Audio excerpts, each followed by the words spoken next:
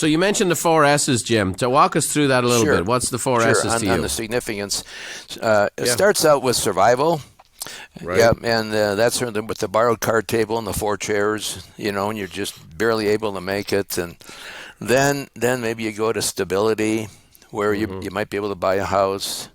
Then you go to success, and you've got some recognition. And then when you get to significance, you're giving back, you're mentoring.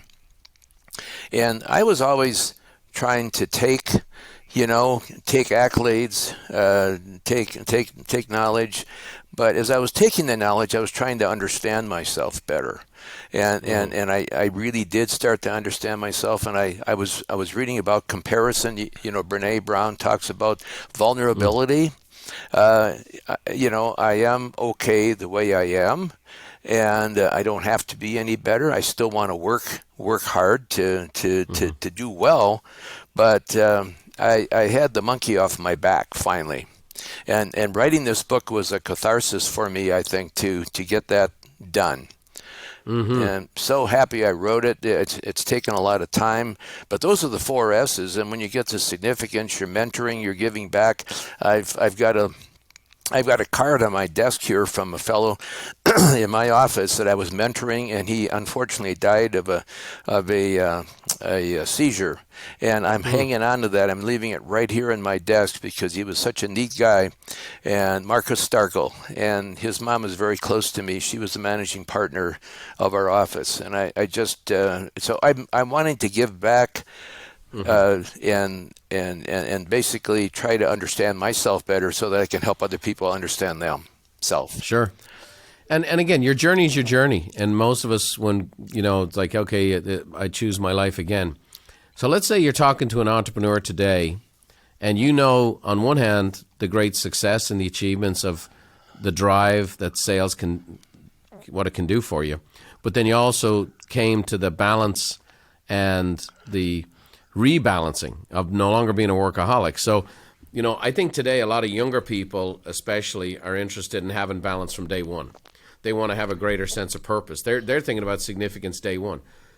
But how would you go about today, knowing what you know now, 50 years later, what advice would you have for a young entrepreneur today, whether in the real estate business or any other business? What advice would you have today? Is like, okay, how do you go about working hard but not having it become obsessive for you? What advice would you have for somebody to get started today? Sure. Well, and it goes without saying that I really would get coaching. To be honest with you, I mean, just because you handle coaching, no big deal. But Carol Peterson did a fantastic job for me. Sure, and she's been with me for 25 years. She's fantastic, yeah. So I started to understand myself, and I would say that that's something that I would recommend to people starting out in the business, or the people that are already in the business. I think they have to be careful that they don't drift. That's the word that I use, is you kind of drift. But right.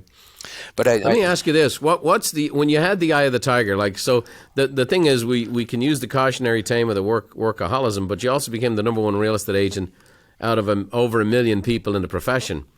How do you get after it? Like, what's your advice for someone you had to learn how to balance, but you were great at getting after it. Like, what is it that made you such a good salesman? Why were you able to make so many sales and make so much money while you were doing it? What is it? What advice would you have about that? Like, how to go and get after it first? Sure. Well, basically, you got to set your goals up, and I think you have to plan where you're going to go. I had to get my attitude proper and perseverance. I had to get all those lined up properly.